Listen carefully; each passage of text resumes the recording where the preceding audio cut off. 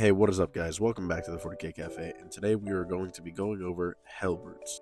The other day, I did a lore dive video on the different types of dreadnoughts, to which, here's the comment in case you want to click on it and go look at that video.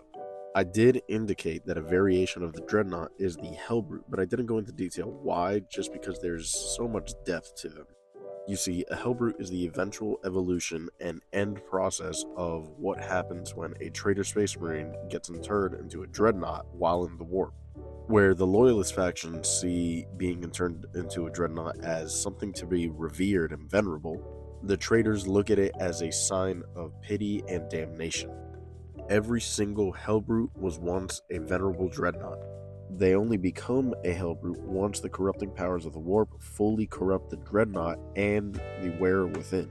Seeing as all the traitor forces reside in the warp, all the metal that is already used to create a dreadnought is already tainted. All the bundle fibers and wires that lie within are full and rampant with corruption from the warp.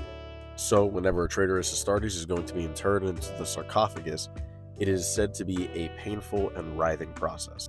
The unwilling individual that gets placed within is racked with pain. You see, being placed into one is already described as an eternal living hell. The machine itself is said to be a pseudo-parasitic relationship. The Astartes that interfaces with the Hellbrute is always being fed nightmarish fuel and fed agony beyond belief. This is a constant, unending process that slowly drives the individual mad. The rage and insanity is said to be so severe that once battle is over, the traitorous forces must forcibly tie down the Hellbrute and forcibly remove the weapons and armaments so that the Hellbrute doesn't lay its rage on its own allies. Despite the high risk that they pose to their own allies, the reward is that much more. These are still fiercely armored weaponry and individuals that can go on to lay siege to all enemy forces.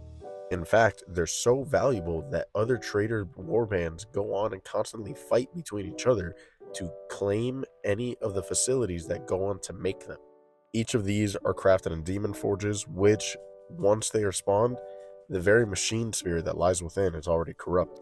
The very fibers and wires that lie within are said to go on and embed themselves within the individual that is said to pilot the machinery.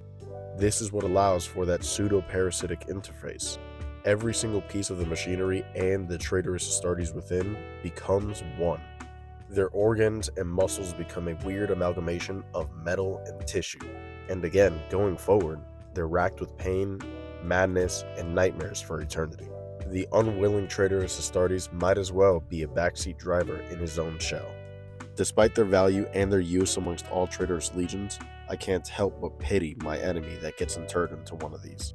I hope you guys enjoyed this video. Drop a comment with what you want to hear next, and as always, remember to follow for more.